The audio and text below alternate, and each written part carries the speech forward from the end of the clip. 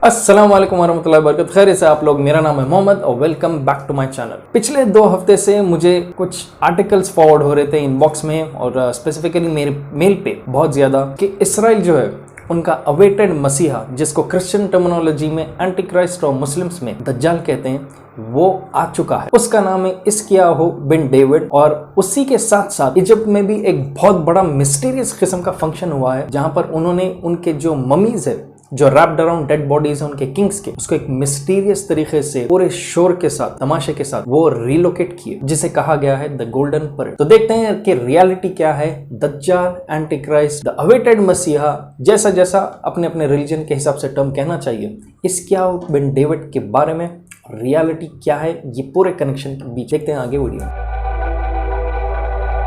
Israel का most awaited मसीहा, और ये आप देखना चाहिए कि उनके रिलीजन में सबसे मोस्ट अवेटेड और अहमियत रखने वाला इनका ये होली फिगर है। तो ये कहा जा रहा है कि इस्कियाहू बिन डेविड एक वहां का बहुत प्रोमिनेंट और बहुत मशहूर रबाई है और वही इनका मसाया है, जो हमारे वर्ड्स में कहते हैं मसीहा। तो देखते हैं पहले इस्कियाहू बिन डेविड ये है कौन और ये शुरू क्यों हुआ पिछले 2 हफ्ते से इस टॉपिक पर। चंद दिन पहले कुछ ऑर्थोडॉक्स क्रिश्चियंस वो अपने यूट्यूब चैनल पर इस फिगर के बारे में एक्सप्लेन किए, जो है अवेटेड मसाया, और ये कहा कि इसराइल का प्रोमिनेंट जो रबाई है, जो स्कॉलर है, जिसका नाम इस्कियाहू बिन डेविड, वही इनका आदमी है।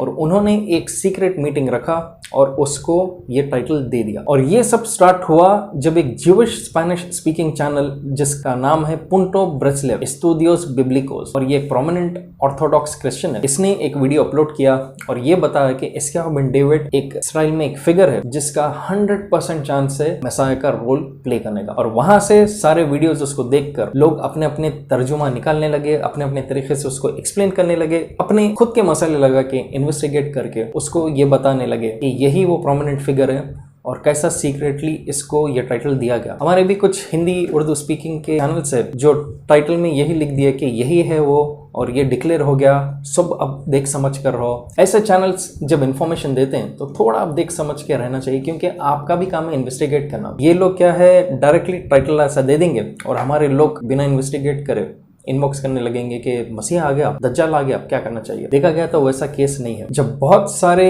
दूसरे इंग्लिश स्पीकिंग चैनल्स ने इसके बारे में एक्सप्लेन किया, तो जो मेन आदमी था, जो स्पेनिश स्पीकिंग आदमी था, जिसने वीडियो अपलोड किया था, उसने फिर एक वीडियो बनाया और उसने कहा कि इस्कियाहू बिन डेविड ये एक प्रोमिनेंट रबाई के बारे में नहीं है, मैंने इस आदमी के बारे में नहीं कहा। अलबत्ता मैंने हिस्ट्री में इसराइल के एक ऐसा आदमी था जिसके पास पूरे ऐसे कैरेक्टर्स थे, क्योंकि ज्यूइश होली बुक में ये दिया गया कि चंद ऐसे ऐसे कुछ कैरेक्टर्स रहेंगे उसके अपने अवेटेड मसीहा के, जो हमारे पास दज्जाल जैसे कहते हैं। उसने कहा कि उनकी हिस्ट्री में एक ऐसा कैरेक्टर था, एक ऐसा नाम था जो वो रोल प्ले कर सकता था, जिसको वो सूटेबल था। और उसने खुद कह दिया कि करंट पीरियड में ऐसा कोई इस्कियाहू बिन डेविड नहीं है जो वो मैच करेगा। देखा गया तो रिसेंटली एक सेरेमनी होल्ड हुई थी जहां पर उसको एक टाइटल दिया गया था। ऐसा है कि कुछ जो स्कॉलर्स है वो भी अपने एक हेड स्कॉलर को चुनते हैं, तो बाय वोट उसको अपना एक हेड स्कॉलर वो लोग बना दिए थे। वो टाइटल वहां पर नहीं दिया गया था।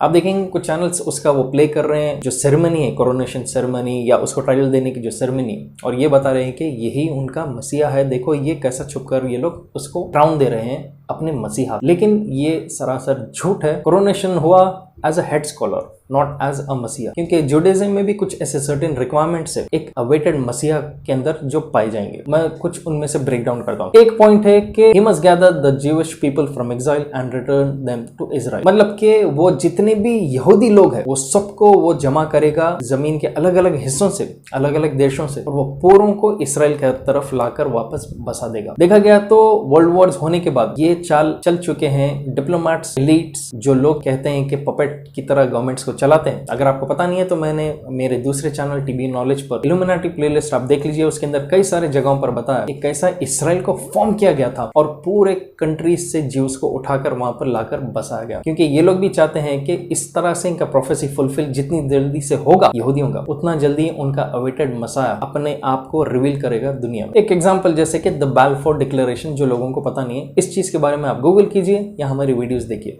कि कैसा इसराइल के फॉर्मेशन में इल्यूमिनाटी का भी बहुत बड़ा हाथ था। दूसरा पॉइंट है he must rebuild the temple in Jerusalem. तो आपको जैसे पता है कि कई लोगों को कंफ्यूजन है कि मस्जिद अल अक्सा को क्यों बंद करके रखा जाता है, और कई लोगों को यह भी नहीं पता है कि मस्जिद अल अक्सा है कौन सा। वो जो गोल्डन डोम है उसको मस्जिद अल अक्सा कहते हैं। और ये भी एक यहूदी चाल है जहां पर आपको एक्चुअल मस्जिद नहीं बताकर कैलेंडर्स में, बुक्स में, गूगल सर्च में भी अगर आप देखेंगे तो जो गोल्डन रॉक, गोल्डन जो डोम वाला मस्जिद है उसको बताया जाता है, क्योंकि ये लोग अपनी कार्रवाई पीछे से करते रह रहे डिगिंग करके उसके बाजू से। कई लोग यही डरे हुए मुस्लिम नेशंस में कि मस्जिद अल अक्सा का फाउंडेशन बहुत वीक हो गया और अभी भी उसको गिराने की ये लोग साजिश करेंगे। क्यों? क्योंकि इनके प्रोफेसीज के हिसाब से इनका जो अवेटेड मसीहा है, जो हमारे लिए दज्जाल है, उसको आने के लिए वो मस्जिद गिरना चाहिए और इनका अपना टेम्पल उसी के ऊपर बिल्ड होना चाहिए। और इनके प्रोफेसी के हिसाब से एक और पॉइंट है, he will rule at a time of world wide peace. ये बहुत ही डिबेटेबल टॉपिक है, क्योंकि देखा गया तो पीस एक इंसान के लिए सुकून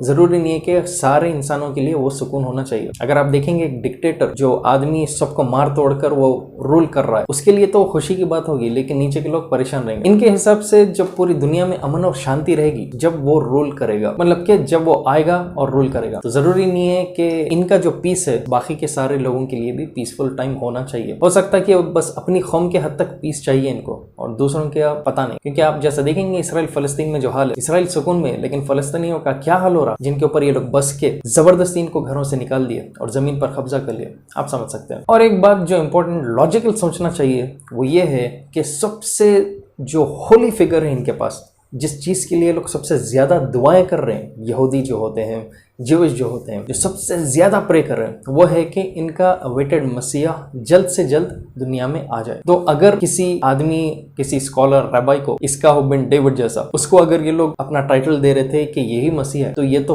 पूरे ब्रेकिंग न्यूज की तरह उनके कंट्री में तमाशा हो जाता था, पूरा वर्ल्ड वाइड ही। क्योंकि आप देखेंगे कि वर्ल्ड के कई हिस्सों में एलीट जो पैसे वाले लोग हैं वो ज्यूइश ही होते हैं। तो जो खामोशी इख्तियार करे हुए लोग, कहीं न्यूज नहीं इस चीज के बारे में, किसी को पता नहीं इस चीज के बारे में, बस कुछ चंद वीडियोस लोग बना दे रहे थे कि यही है, ऐसा तो नहीं हो सकता। तो ये भी एक लॉजिकल बात है कि सबसे अवेटेड फिगर के बारे में जब कोई चर्चा ही नहीं है, तो ये भी एक प्रूफ है कि वो है ही नहीं ये टाइटल का हकदार। और एक्चुअल जो इसका हो बिन डेविड जो फोटोज लोग वायरल कर रहे थे कि यही है वो, इसका एक्चुअल नाम है श्लोमो यहूदा। और पास ओवर इनके पास एक बहुत बड़ा होली डे है और उस दिन उसने वेलिंग वॉल को विजिट किया।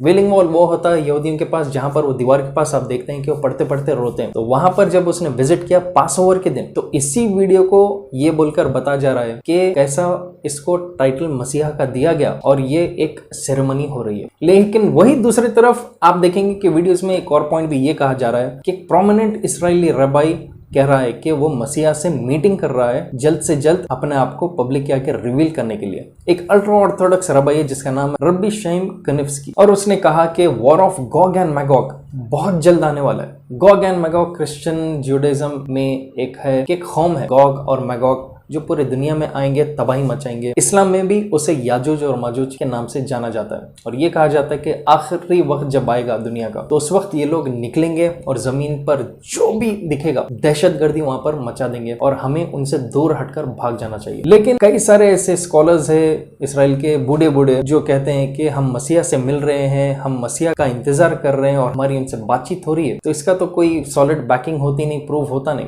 हो सकता है कि वो लोग शायद पब्लिक में वो जुस्तजू लाने के लिए ऐसे बातें करते हैं, या नहीं तो उम्र हो जाने की वजह से थोड़ा सरक जाते हैं वो लोग। इससे पहले भी मैंने एक वीडियो बनाया था जहां पर एक ज्यूइश रबाई ने लास्ट वीक कहा था कि बहुत जल्द मसीहा उनका आने वाला है, लेकिन वो वक्त तो आया नहीं, डेट आके चले गई, लेकिन कुछ हुआ नहीं। अब आप बोलेंगे कि फिर फरोज गोल्डन परेड क्या था? फरोह जो है वो आप देखेंगे इजिप्ट के जो मशहूर मम्मीज है जो रैप अराउंड करे हुए रहते, पुराने उनके बादशाह थे, रानी थे, ये उनके प्रिजर्व बॉडीज है। तो ये परेड जहां पर इजिप्ट में एक म्यूजियम से उठाकर उनको दूसरी तरह शिफ्ट किया गया, बहुत ही मिस्टीरियस म्यूजिक के साथ, अजीब शोर के साथ था। क्या है, अजीब किस्म के डांसेस हो रहे थे। अगर आप देखेंगे यूट्यूब पे इसके क्लिप्स है तो ये रिलेटेड है बोलकर बता रहे थे ज्यूइश मसीहा के इजाद होने से, जो इसकिया बिन डेविड बोलकर लोग कह रहे हैं। देखा गया तो इसमें कोई रिलेशन नहीं है, बल्कि एक म्यूजियम से इजिप्ट जो थे लोग, एडमिनिस्ट्रेशन जो था, वो लोग एक म्यूजियम से दूसरे म्यूजियम को इजिप्ट के एडमिनिस्ट्रेशन वालों ने शिफ्ट किया। This is nothing but a business tactic. Business के अपने अपने तरीके, कोई नया म्यूजियम बना, कुछ म्यूजियम में अगर ज्यादा